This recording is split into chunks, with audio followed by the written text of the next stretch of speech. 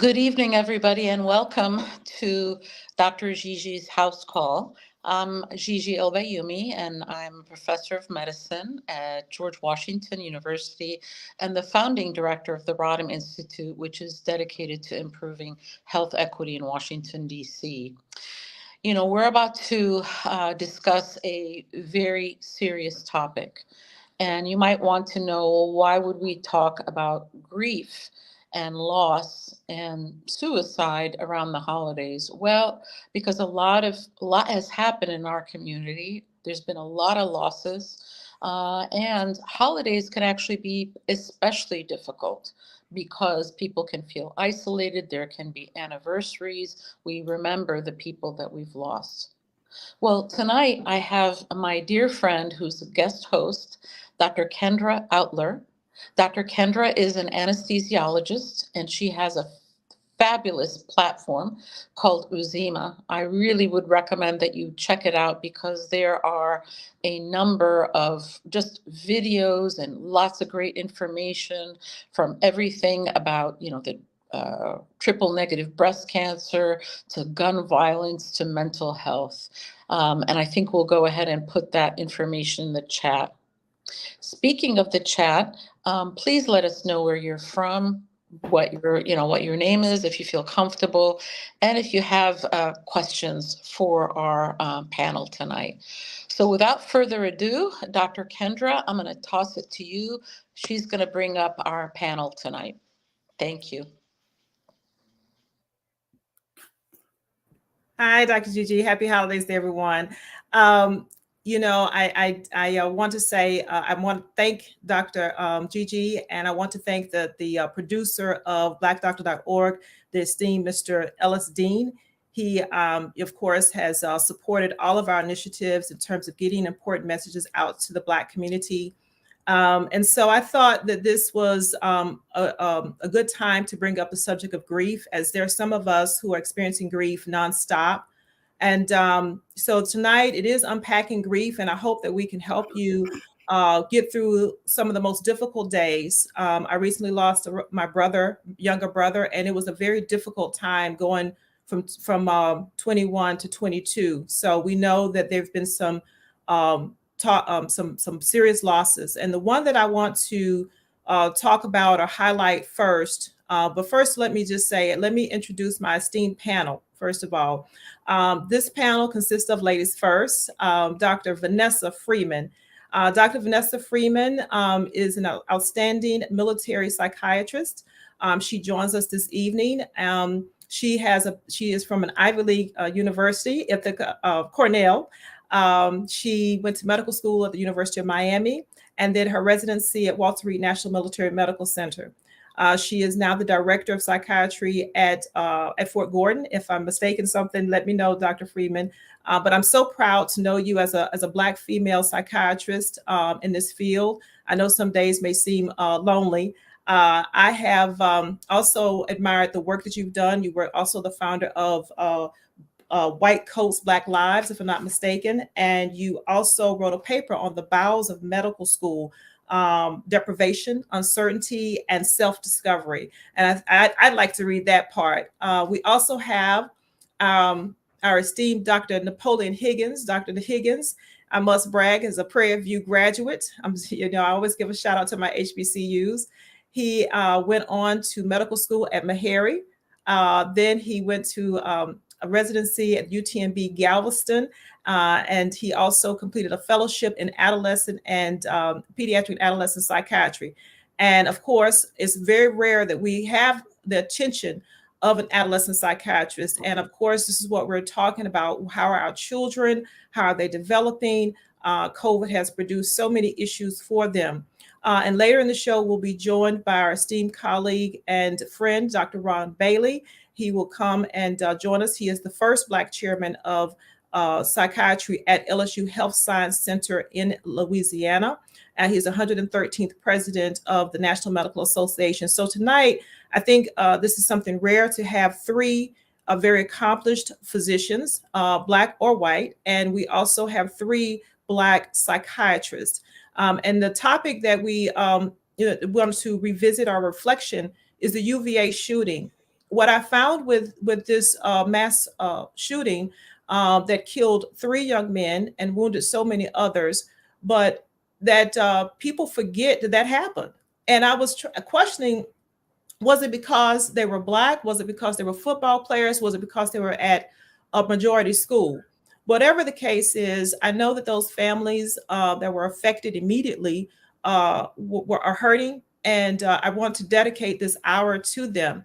Right now, I want to just call out their names. That was Deshaun Perry, who was Devin Chandler, Lavelle Davis Jr. The two that were wounded were Michael Hollins, Morgan. We also have what I saw was the UVA football coach in tears. His name is Brother Tony Elliott. And I dedicate this show also to the athletic director, Miss Carla William. And I remember her quote during the memorial service, and she says, "I am at my limit." And if that was not a mental health cry for the community at UVA, for her personally, and all these people have families, and they have families, they have children. So while we think about what happened immediately, we have to think about how many people were affected by this trauma. And Dr. Vanessa, Dr. Freeman, I wanted to ask you about grief, just in a broad definition. Tell us, when we say now we're in a period of grief after the loss, uh, what is grief and the stage Yes. of it?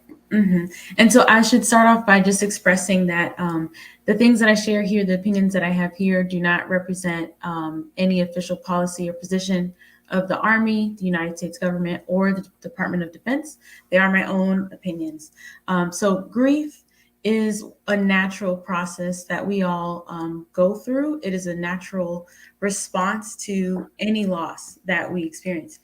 When we say loss, that can be death, and that can be loss of something that you had, whether it's a job or relationship or any kind of loss in general. And the grief that you experience comes in stages. And the first person who outlined these stages or phases of grief, her name was Elizabeth Kubler-Ross, and it's a model of grief. And when she was a psychiatrist and a researcher, and when she first outlined it, it was to describe the process that one goes through when they find out that they are going to die. So, for example, like a terminal illness.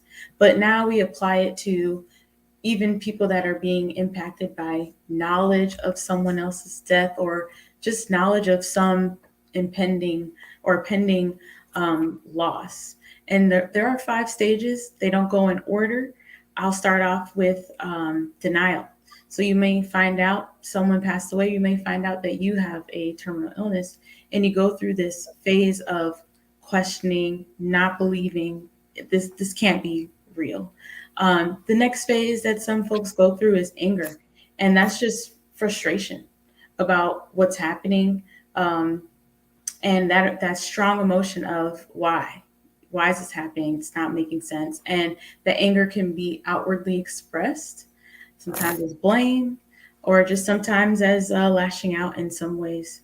Another phase is bargaining, and that is essentially like an if and then. So thinking, if this would have happened, then I could have saved such and such. If this would have happened, if I would have did this, then this could have happened. A different outcome than the loss of or the death of that person. Essentially, it's mental gymnastics that you start doing to try to tell yourself there's something you could have done to prevent what happened, and oftentimes there was nothing that you could have done. Another phase is depression, and when I say depression, I'm speaking of that natural response to a loss, sadness. Not a clinical depression, but just a sadness of that loss, and sometimes that sadness can last for a long time. It can last sometimes for years, and if it goes on to a point where you're starting to maybe lose weight, starting to not be able to eat, or starting to completely withdraw or become isolated, that's when it would be considered a clinical depression, and you would need to reach out to a therapist. And the last phase is actually acceptance. And this isn't saying like, oh, I'm over it. This is more so saying, yes, this happened. This was a loss, and I'm accepting it happened, and I'm living with it. I'm living with the knowledge of this loss, and I'm also being able to move forward and experience joy or experience other things outside of the grief. So I tried to summarize that um, in 2-3 minutes, but that's pretty much the phases that one can go through, and you can bounce back and forth. You can go through it, and it's really it's a wave. Sometimes you're not feeling that grief at all, and then all of a sudden, Dr. Gigi mentioned earlier, like an anniversary or some kind of reminder pops up, and you feel like, oh, I'm angry again, or that sadness is back, or another one of those phases is back. But that's essentially grief. Oh, I got to that is essentially why the new year can bring about profound grief, and people start to do certain rituals and things to remember their loved ones, light a candle, say their prayer, or visit grave sites. So we want to recognize that for others, and for all of us, there may be something that we're doing to remember people who've passed on. I was looking up the shooting, that the UVA shooting, and they did a story on that recently in the Washington Post almost 3 days ago. And what was striking about that was it was just the talk of it, the incidents, the events, right? And so, Dr. Higgins, I'm going to you because one of the comments either on YouTube or what have you is the why. And this was, and I also saw a comment that said that one of the students said it's very difficult right now to be a student, a Black student on this campus. And so while we don't want to make this all about race, in my mind, I said this is about race and how our Black boys are perceived. And here we have a number of them esteemed, doing something that we all want our kids to do: go to college, go see a play, ride back on the school bus, and arrive safely. And so the person that did this horrific crime, and I'm going to say his name, although people have not, he is somebody's child. His name is Christopher Jones. Was on that bus feeling angry or what have you, or having some type of emotion. But there was no way to predict that. And so, Dr. Higgins, I know that COVID has taken a particular turn on our children and a toll on our adult children as well. And as a psychiatrist that focuses on that period, I want you to weigh in on what you think what our youth are experiencing, and some of the knowledge that you have when it comes to adolescent emotions of maladaptive things like depression, anxiety. So the floor is yours, Dr. Higgins. Well, that is a lot to cover, Yes, it and is. what is going on, realizing that it's multifactorial. It's not just one particular thing that's causing this. But if you look back from Dr. David Satcher's report on mental health and looking at African Americans, and you'll see that Black teenagers have had an increasing rate of suicide over the last, say, 20 years. Mm-hmm. And really what we're looking at many times in these situations is a homicide before a suicide. And if you notice with all these mass shooters, there's never, even if they write a manifesto of what they were going to do, there's never a what I'm going to do tomorrow. So whether you complete a suicide or you throw away your life, normally it's the issue of you're taking lives before taking your own. And I think it's one of the part of it is just a matter of suicide and other mental health issues that may be going on. So when you ask the question of why, we have to look back over the last 20 years to figure out why. And then we also have to have a long-term plan on how do we prevent these from occurring or continuing in our country and in our society. So one is the availability of guns and how lethal they are. Mm-hmm. We have more guns in America than any other country. Mm-hmm. And we have this thing where we believe that we can solve problems and issues if we've got more guns on top of guns on top of guns. And if guns were going to solve America's problems, then we wouldn't have a problem because we have the most guns. And really what we're seeing is the most gun deaths from anywhere around the world. I was recently out of the country, and a person mentioned that that in their country there is no knowledge of the possibility of having a mass shooting where someone shoots and kills several people. And actually, where I was in Egypt a couple of weeks ago. And it was like, as much as people talk about the Middle East, we don't do those kinds of things. So we have to look at this multifactorially. But the issue of the losses that our students have had, especially over COVID, are another independent issue that we have to look at.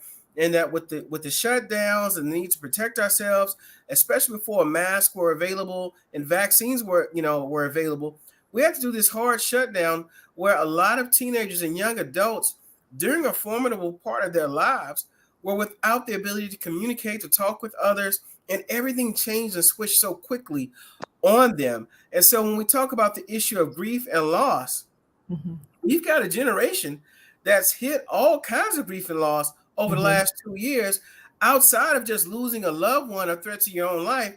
But imagine what all is all switched and changed, especially at a younger age when you haven't seen a whole lot of life occur.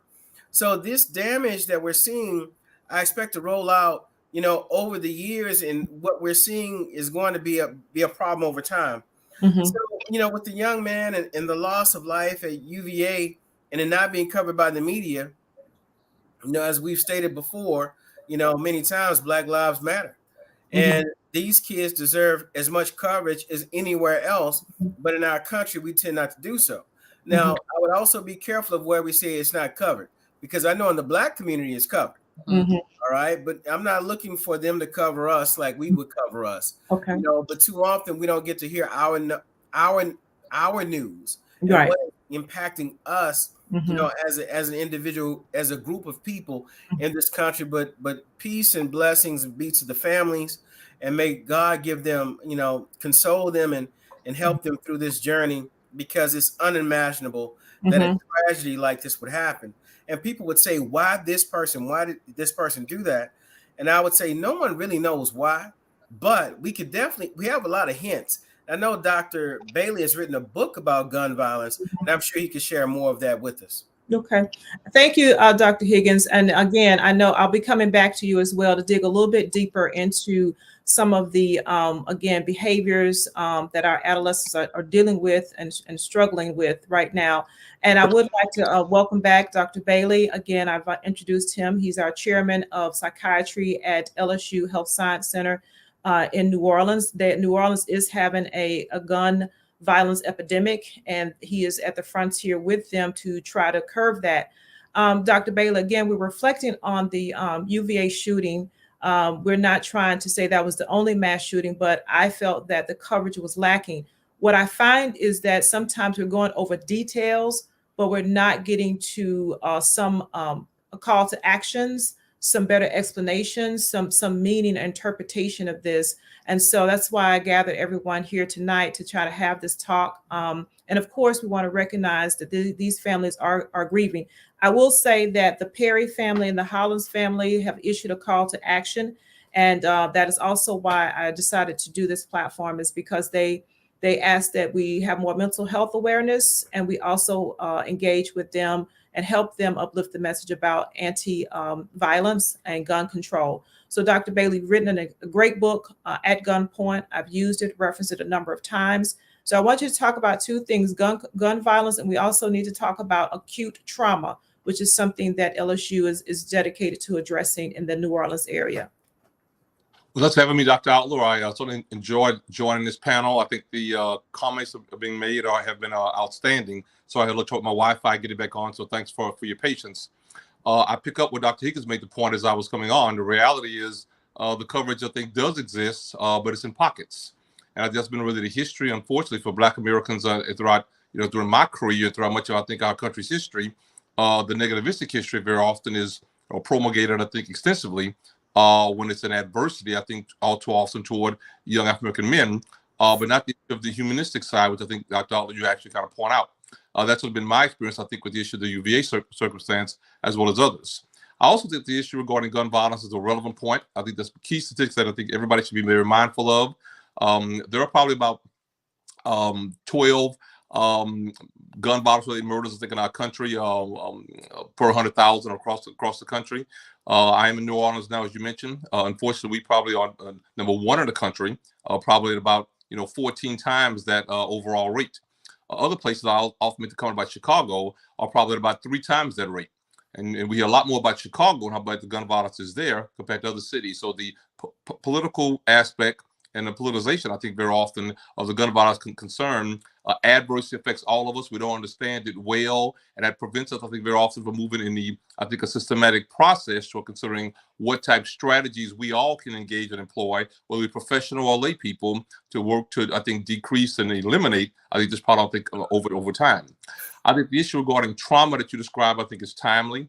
The reality is there's a remarkable amount of psychological baggage and emotional trauma. I think psychological deficits that I think exist continually in the lives of many. If you live in a setting where you think there may be some risk of gun violence to you, of course, you're a lot more likely to be hypervigilant, always on guard. That has to take a fair amount away from your ability to function optimally, whether you're a student in school, whether you're a parent taking care of your children, whether you're an adult working a job. I work at LSU now, as you point out, and it's been shocking in my first year and a half there on the ground in New Orleans, how often we get a daily alert. And this happens, I bet, on average at least once a week, where there's been some kind of a violent or near violent crime within our 20 block, I think, diameter. So theoretically, because we're an urban campus, the city major streets run right through us. Canal Street, everybody kind of knows about it because of the French Quarter, runs right through the middle of LSU's campus. It changes the way you think. It changes the way you function.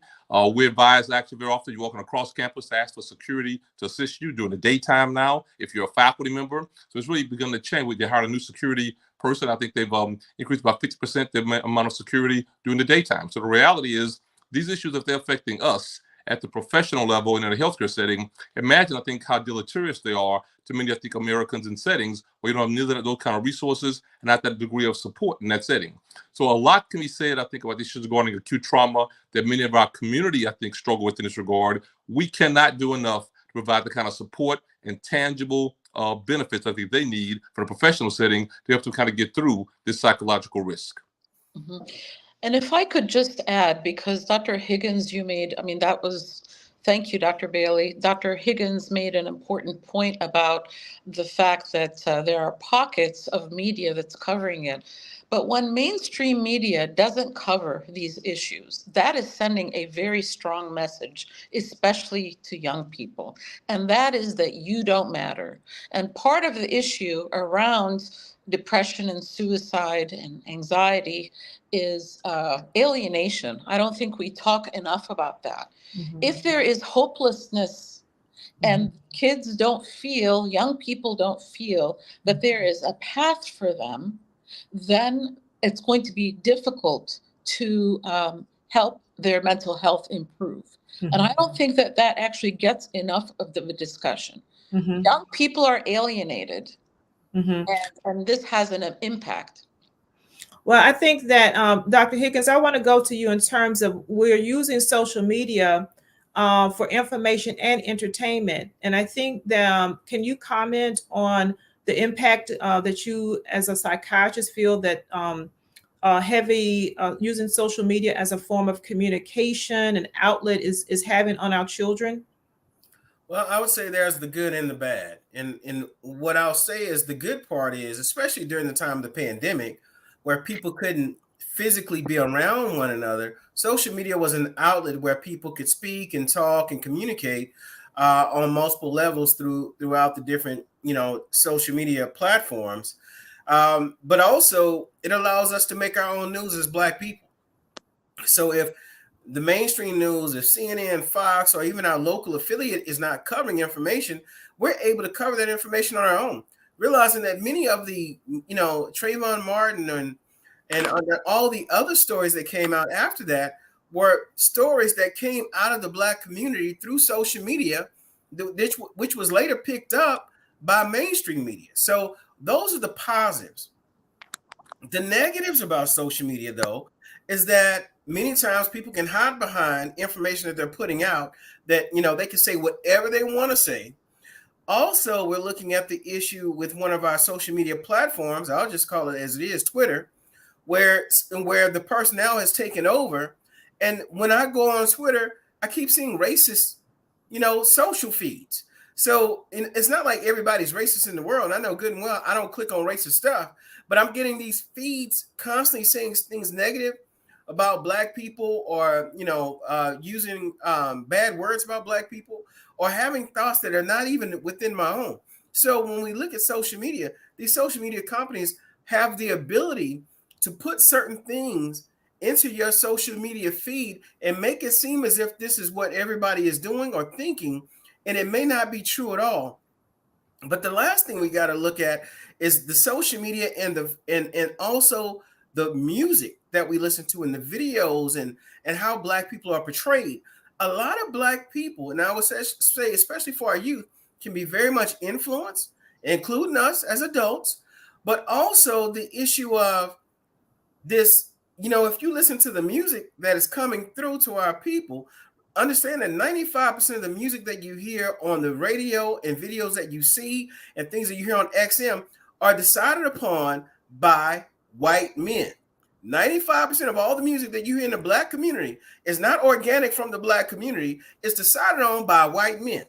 All right. And you hear these stories, the way they talk to one another, the way they're talking to you, these rags to riches, where, just 2 years ago, I was broke at my grandmama's house. Then all of a sudden I'm riding, and I got all this, and I got all these women, and the way that they talk about our women, the way they talk about themselves, that was a song calling people, the listener, you Lil B.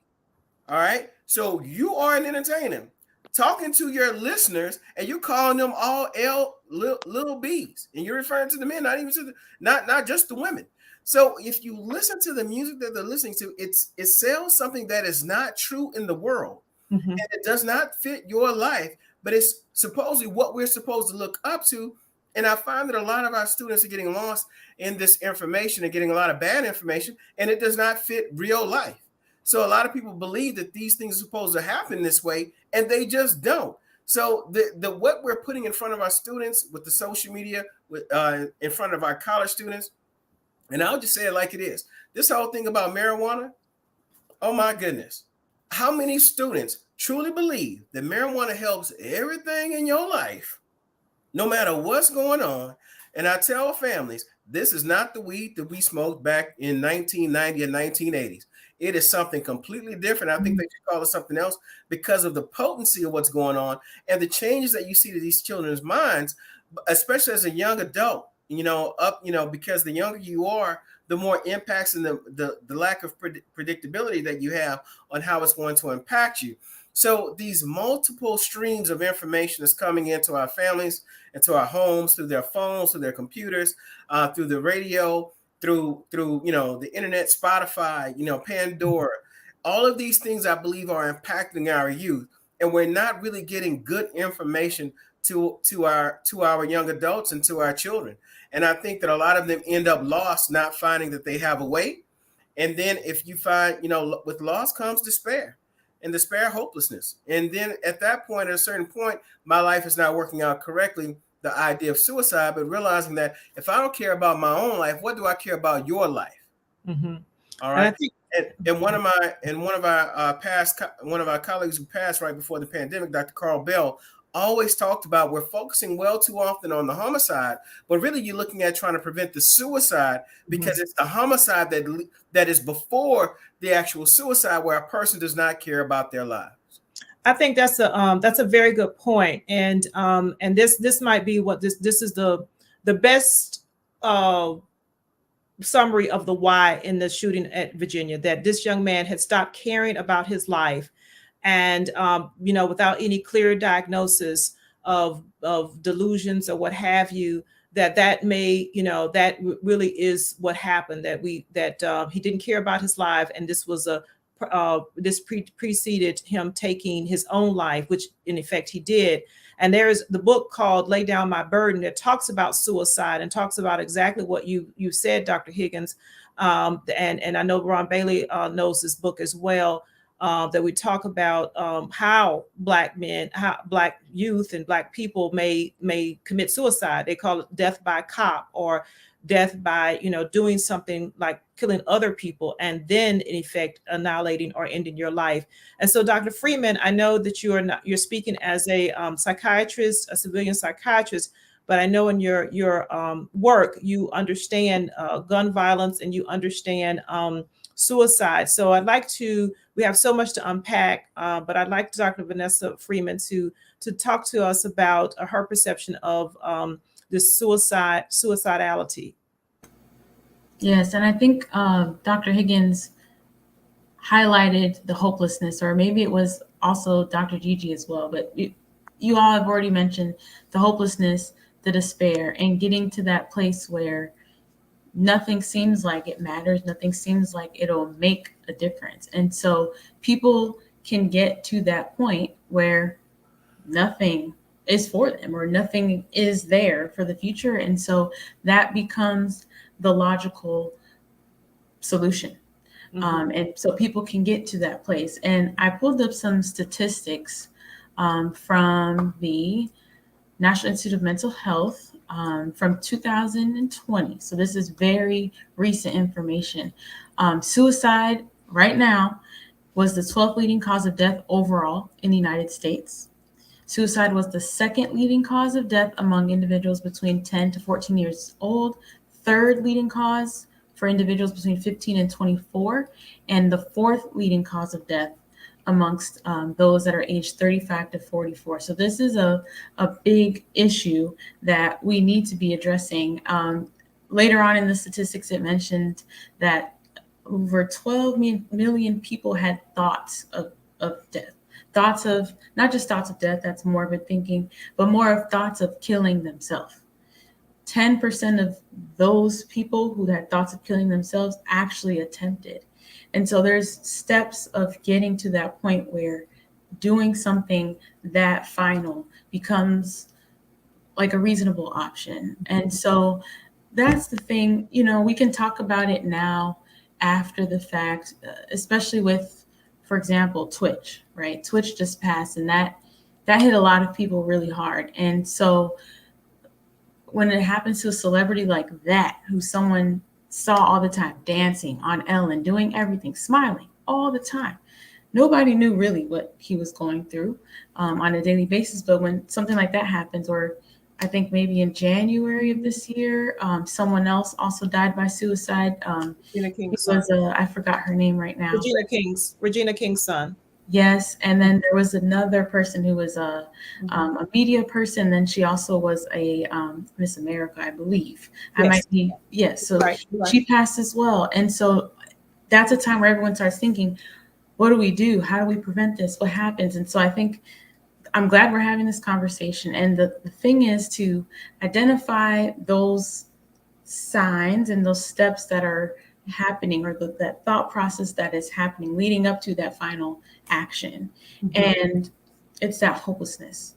The challenge, though, is that sometimes we can't see that. Sometimes there aren't signs.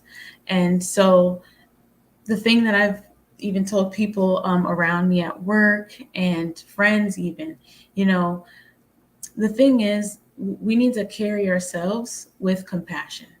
Carry ourselves as if everyone around you is going through something, because you really have no idea what anyone is going through. But carry yourself with that compassion. Recognize that we actually have no control over anybody but ourselves. So going back to that grief that I was talking about in the beginning and thinking of that bargaining, if I did this, then that, we can't fall into that trap or that myth of, if I had said this to this person, they would not have taken their life. So we can't take responsibility for actions that other people do, but we can be compassionate, be nice, be kind, and be genuine with people, because we really truly don't know what they're going through. We don't know when somebody's to that point of hopelessness. So that's what I would say. Just encourage that, especially with caring for other people, and that reflection for yourself, so you can see if that kind of thought, or that kind of, what I tell people, it's like a soundtrack in your mind. You start noticing that soundtrack is changing. It's a little dark lately, or it's a little bit silent. That might be a time to start reaching out to somebody and talking to somebody about. And if I can just add, Dr. Vanessa, because I think your point is so important. You know, I am of Egyptian heritage, Dr. Higgins, and one thing that is true in Africa is that when somebody sees you and you're not yourself, or even sometimes people just in the street, they'll say, "What's wrong with you?" Right? I mean, in South Africa, the way that you say hello is, "I see you." Mm. So we I think because of how society has evolved, because of I believe the deliberate dismantling of African American communities, all of those sort of safeguards and ways of kind of checking in on each other have really, really been eroded. To your point, Dr. Vanessa, I cannot tell you when I take care of adults and I take care of a lot of people who struggle with mental illness, they will often point to one person saying something positive that got them to change their mind. And Mhm. so sometimes when we're thinking about the solutions, we say, oh, we've got to get everybody through mental health training. We've got to get people to increase the number of mental health professionals, which is all true. But kindness, for heaven's sake, noticing when somebody, you Mhm. know, whether that's the person in the checkout, the cashier, or the person serving you coffee. I saw a young man today giving coffee, and I was like, "What's wrong?" No, no, no, no. I said, "There's something wrong with you." Yeah. That is our humanity. I think it's very important. Thank you, Dr. Bailey. We had a discussion before, and thank you, Dr. Gigi. We had a discussion before because we all want to be compassionate. I know, we have good days and bad days. We all do. We all, I mean, after I suffered my own personal loss of losing my brother, I've had more bad days and could not even verbalize kindness or speak because I would be in a ball of tears by the end of the day. So, if you're going through, challenges, loss of job, like we discussed, we all have them. Even, for instance, academic achievements or athletic achievements. And Dr. Bailey, you eloquently described these maladaptive, when do things become what we call maladaptive? Because that's the only thing I can think of is that when we get to the point where we think, like Dr. Freeman is saying, Dr. Higgins saying, where there's no hope, or let me listen to what the radio's saying a little bit and get some of this negative energy in me going because it makes me feel like Superman, um, and you start to distort reality. So can you tell us about the process of maladaptiveness? Absolutely. I think as you point out, I think many of your guests today have hit points that I think are really right on target. I think we clearly describe the term clinical depression, I think in organized medicine, in the vernacular, as a diagnosis, I think with a formality. Many individuals, many Americans tend to think that anybody can be depressed. Any type of thing can actually happen. But I think there's actually more to this entire issue.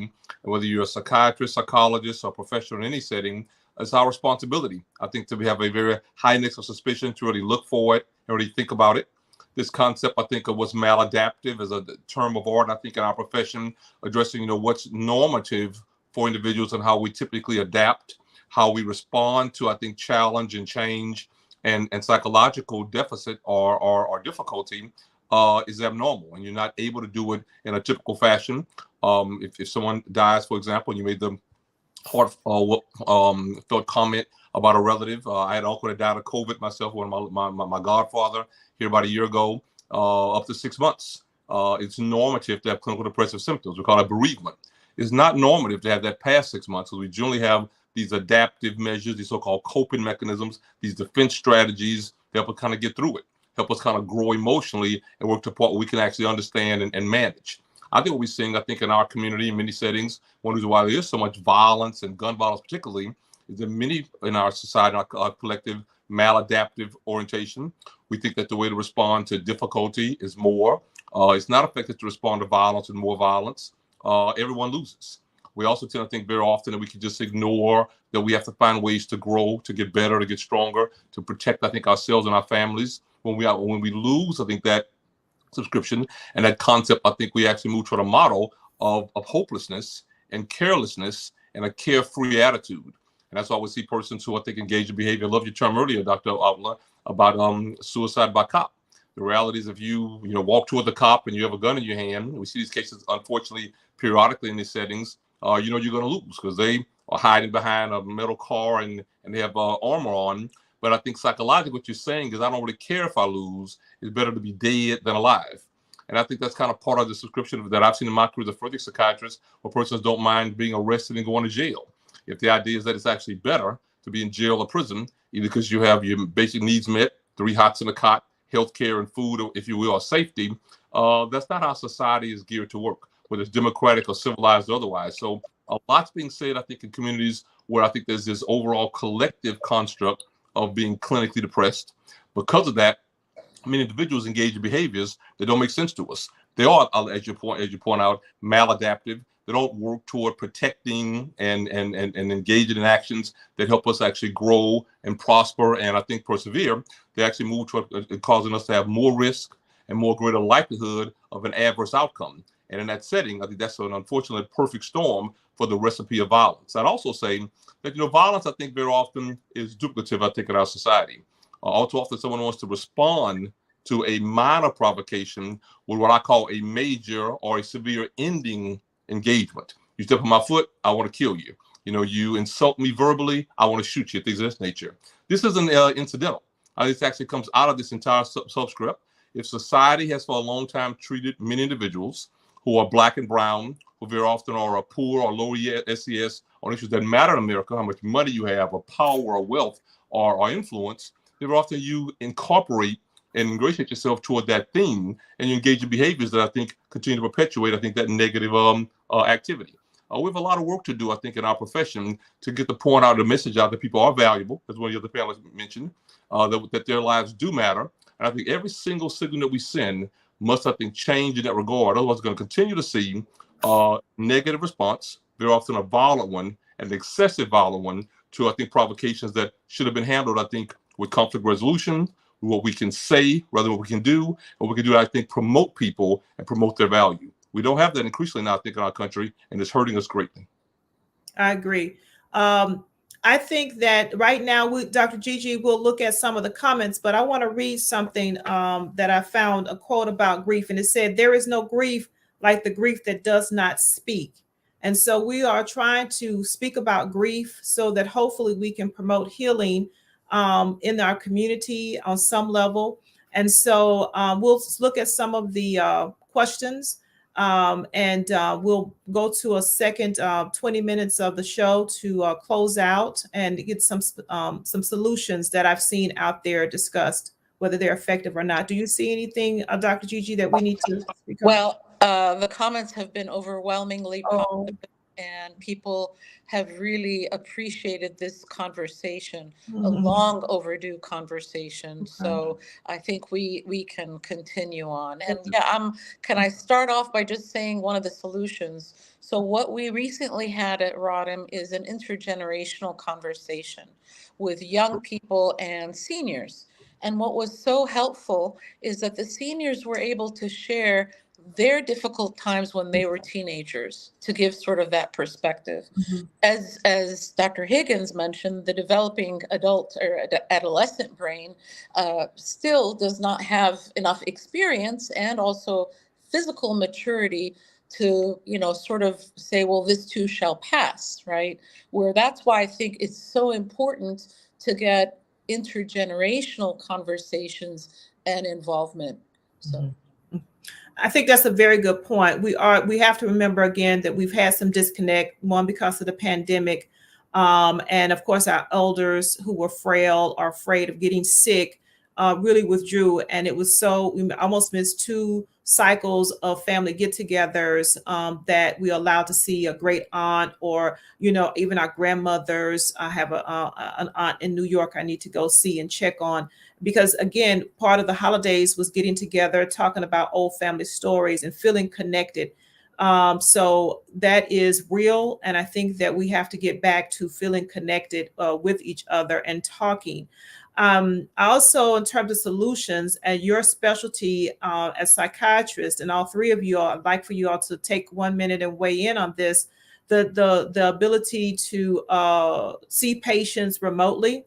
Your practice has changed, your volume is up, but the way that you are delivering mental health care, our mental health care system is being now forced to deliver it differently. And so really quickly, how are we doing with that? Because there are a lot of platforms now that say, dial 1-800, reach out to me, or you can find a mental health person. And I'm finding that when you go to these platforms, they get your information, but they don't necessarily connect you to a mental health person. So are these gimmicks? So I don't want to keep going on, but I was really disheartened. I played with a couple of them, and I'll be straight up. It was the one that they boasted about with Megan Thee Stallion. I went through, and I couldn't find. It took the information, but it did not match me with someone, you know. And when people are in crisis, they need to speak to someone. They don't want you to gather their information. So we have to be careful about uplifting these platforms. So can you tell me, you know, from your as leaders in this field, what your thoughts are? I'm sorry if we could go around the room. Dr. Bailey? Yeah, I'll jump in. And in 1 minute or less, I'd say three things. One, first and foremost, psychiatry is real. Mental health is serious. These issues, I think, have tangible and organic adversity, I think, in people's lives, and it can actually lead to, morbidity or disease and even death or mortality. And it's remarkably unfortunate when many think that all we do is kind of talk to people. It kind of devalues, I think, a lot of our training and our experience. And it certainly, I think, undervalues the reality that to the individual who's a patient, who's an individual who's hurt or harmed, that it really matters to go out and seek this care proactively, I think, in advance. That's the first thing. Second, I think that, training does matter. And our engagement of being what I call culturally competent also matters. Being able to hear somebody's story and share, I think, an articulate and a timely and a heartfelt message, because you actually have walked in their shoes metaphorically or theoretically. You actually understand at one level or the other what they're going through. Really helps you, I think, make the connection that I think is so important, so-called therapeutic alliance in the doctor-patient relationship that I think is essential in the therapy, I think, of psychological engagement and psychiatric care. If you don't do so, you certainly substantially limit your likelihood of being able to really help them in a way that's pragmatic and really and practical and really matters. And the final part, I'd make the argument, I think, that we have to regularly, I think, make the argument that people should actually go for care in advance. We shouldn't wait until it's end stage or tertiary. Once you're in the emergency room, I've said throughout my entire 32-year career now, when people regularly say, whether it's national television or in regular local conversations, that Black men, for example, don't go to a psychiatrist, I always want to laugh because I can't get them to stop talking to me. And it's been my life. But you have to create a setting where for that individual, what they say matters. They have to kind of hear you, and you have to give them, I think, some practical, valuable takeaway messages that they can actually use to improve, I think, some of the components and quality of their lives. So I think you make a tremendous point, Dr. O. These issues are important, and we should do a much better job emphasizing them, even moving toward an era where we have more influence on policymakers that can also, I think, go a long way toward funding the programs that I think we represent and support. Yeah, I'm just on culturally appropriate counseling is very important, and I agree. I'm not going to belabor because I want Dr. Higgins. Give me your thoughts, Dr. Higgins. Yes, definitely. So since the pandemic started, I've been telemedicine 100% since March of 2020. The last patient I saw was someone who swore they were going to wear their mask and then didn't. So after that, I was done seeing patients in the office. Plus, I have a lot of elderly individuals in my office with a lot of medical conditions. But one thing that I would say is that it's expanded my practice, and that when everyone had to come in, essentially Houston is a very large city, only second in size to Los Angeles. So I had a lot of Black people in the city who couldn't get to me because it was just too far to drive or too far to go. But now I have more Black patients because they can, it doesn't matter exactly where you are. So I have patients in Houston, I have patients in Dallas, I have even some as far as El Paso. So now I'm more accessible by being online. Now, I do have a few people who would prefer to see me face to face, but honestly, I've not seen any loss in clinical care outcome by doing it by way of telemedicine. So it allows more people to get in to see me, even, my rural folks and things of that sort, down towards the valley who had to drive 4 or 5 hours. They don't have to do that anymore, so it's a lot more accessible. And then really, as Ron Bailey had already talked about, the issue of cultural competence. I have a fair amount of Black male patients. They love talking to me. So I don't have a problem with them opening up to me, but it's an issue of who do they open up to, right? Realizing that 2%, some would say as far as 4%, some would say less than 2% of all psychiatrists are Black, when 14% of the population is Black. The need to find those culturally competent individuals. And one last thing I'll mention about that is Black people have better outcomes with Black doctors. Okay. Especially psychiatrists. I will say that, especially psychiatrists too. Every time that they do a study on outcomes, Mm-hmm. Black patients have better outcomes with Black doctors versus white doctors. Mm-hmm. And so these fears that we have are really true. You know, it does really impact how well you're doing. And so we have to be culturally competent. And one thing that we're working on, as I'm executive director of the Black Psychiatrists of America, we're working on a Black psychiatry directory. Mm-hmm. Mm-hmm. And so we're including Black mental health professionals of all sorts. We've covered Harris County. Next, we're trying to bring in Los Angeles County. And then we're looking at Atlanta and then North Carolina. Those should be online in the next 18 months. Okay. Yeah. So I'm not ready to give out the website quite just yet. Right. But right now, it's probably the largest directory out there. We're still building a lot of things and still working out the kinks. So I don't want to send someone somewhere where it doesn't work right. Right. But we do find that some of these companies who want to create these directories for Black people are really data collection companies, right, that have not a big interest in actually delivering care. That's right. It's about collecting data and information. But with the Black Psychiatrists of America, our intent is for it to be Black owned and for our people. Right. Well, too often, if we got something going well, it goes to somebody else, and their interest is not us. Mm-hmm. So, you know, I can mention some media organizations like that right now where I find it to be irrelevant to me and my lifestyle and what I do. So we have to make sure we're looking out for that as well. Another resource that I want to bring up, I'm on the Tribal Advisory Council for Boris Henson Foundation. That's Taraji Henson's foundation. And they have not only psychiatrists, but psychologists, and they provide 4 free sessions. That's great. So that's another potential resource, and that's national. Mm-hmm. Dr. Vanessa Freeman, do you have any thoughts on telemedicine for psychiatry? No, beyond what's been shared, ease and accessibility. I'm not really using telemedicine at this time. When I was, that's the main thing that I noticed from patients that they mentioned. This is so much easier for me. I'm able to get here. I don't have to drive. And that was when I was in DC and traffic there is terrible. So they appreciated that. And I would say for those out there that are looking to find a provider, look at this as you're shopping. And so just because that's the first person you hooked up with, you don't have to keep them. If you're not clicking, go on to the next thing. And I would also say, put out a few different requests so that you at least have backup. So like Dr. Bailey said, don't wait till you can't wait. And so then when no one's working, it's worse because you're in a really bad situation. So put out like 5 requests at the same time, and at least you'll get 1 to 2 hits back. And then you're more likely to hopefully get a connection with somebody. So I thank all of y'all because I think that's important. Everyone made a great point, and also sharing new platforms, the Henson Foundation's platform for accessing mental health and the fact that it's free. Because let me just say that a lot of mental health care is not free. And someone said, don't forget your mental health nurse practitioners. We are talking about all mental health providers. If we did not say it specifically, oftentimes the Black psychiatrist is why we brought you here this evening to let, I feel like this was your time to let people know that you are in the field, that we are, like Dr. Higgins said, 2% of the mental health providers out there, and we do feel strongly that cultural competency matters.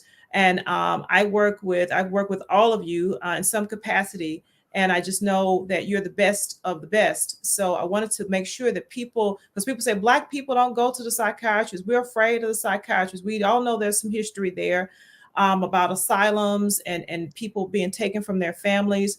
But we also want to know, I'm glad that you highlighted Dr. Bailey and Dr. Higgins, that no, they come to me and they talk. And so as individuals, Black individuals who need crisis intervention, who are at their limit, if they can get to a psychiatrist and get to particularly one that can relate culturally, they'll end up with a very good outcome, or prayerfully a better outcome.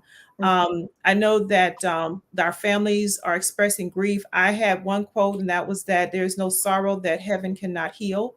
I cling to that during my time. I'd like to, the last 4 minutes, if someone else is, wants to give a word of encouragement to the families, please do, and I'll go around. I also want to make sure that our audience look for their families. The Hollins and the Perry family have a platform and GoFundMe pages.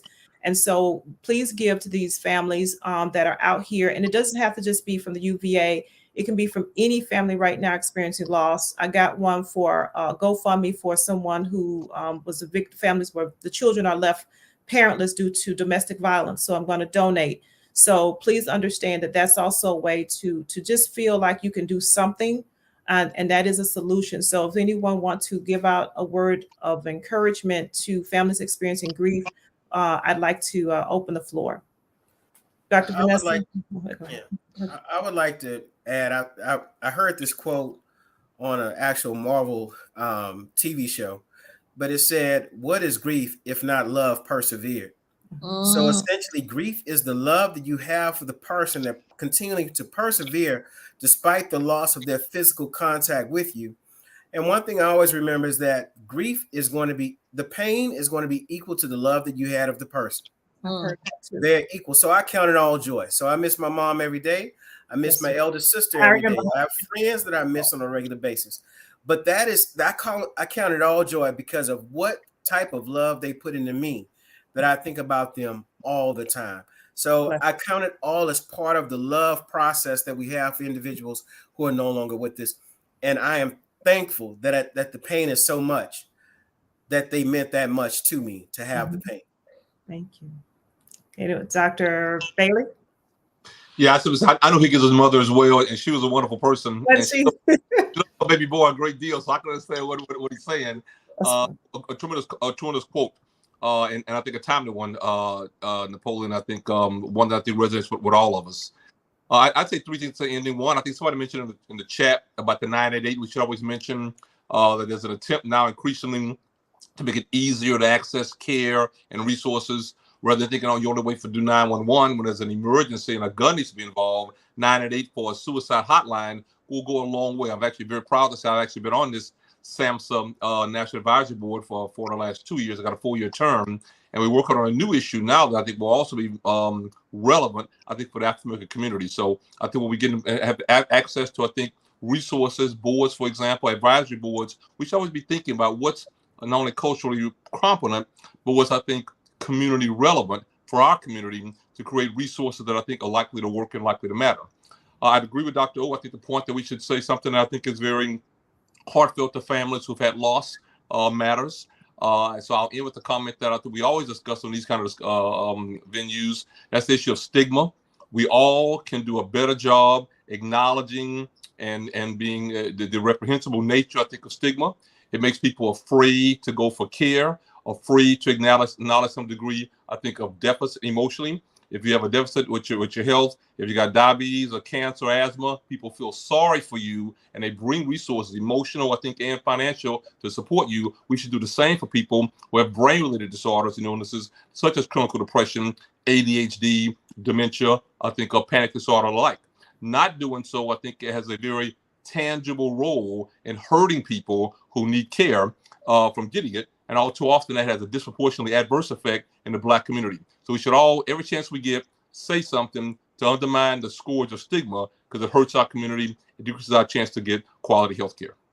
Thank you. Dr. Freeman, you have some words that you want to share to our listeners that's heartfelt?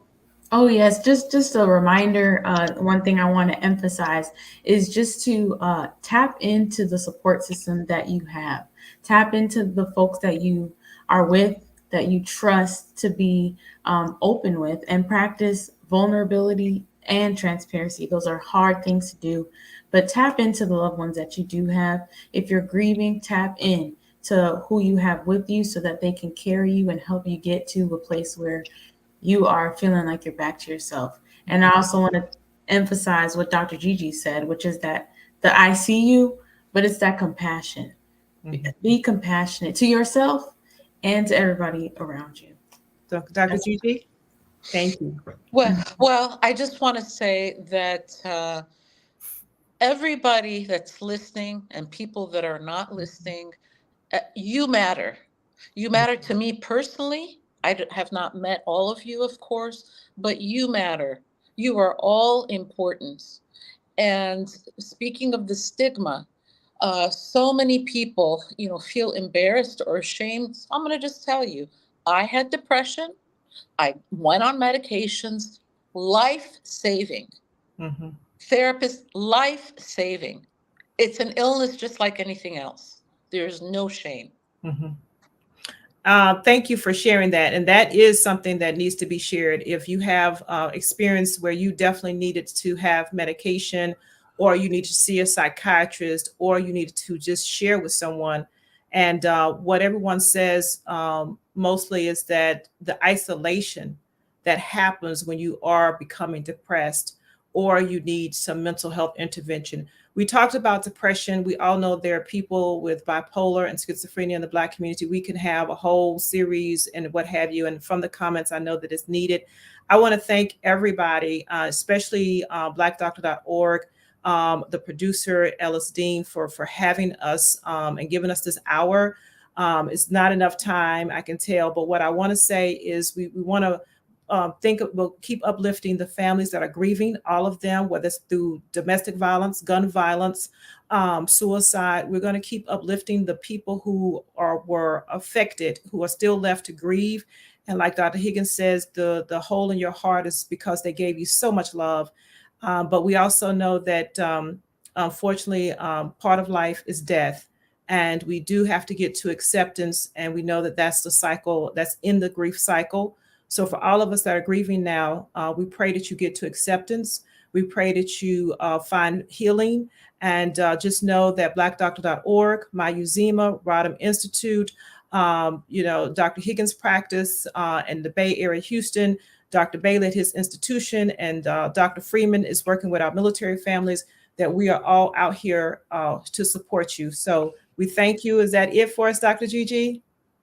I'd like to end by thanking you, Dr. Kendra Outler, for really bringing this incredible panel together and talking and discussing this issue, which impacts all of us. We didn't even talk about how people who are witnessing the violence, maybe not directly impacted by it. So all of us could have benefited from this talk. And thank you for the guests. Thank you for our guest host, Dr. Outler. And please visit Uzima. She's got an incredible website.